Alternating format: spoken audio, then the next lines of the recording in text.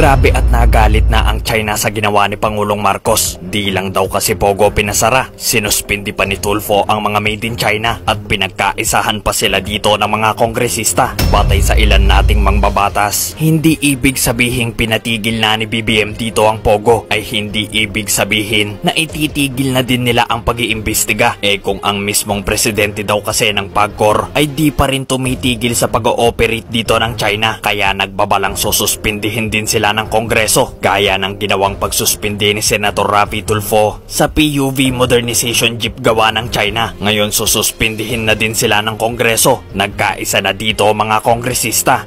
I'm instructing PAGCOR to wind down the operations of all POGOs. Hindi ko po mawawind down yung mga illegal. Susunod po ako sa utos ng Pangulong Ferdinand Marcos Jr. Susunod po ako sa utos ng Pangulong Ferdinand Marcos Jr.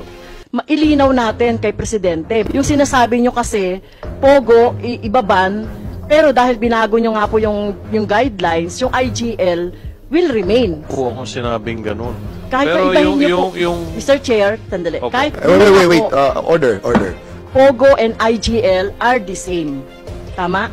Yes, ma'am. Maliwanag po ang utos po ng Pangulo kung napakinggan po ng lahat. Gusto naming maging legacy ito ng Pangulong Marcos Jr.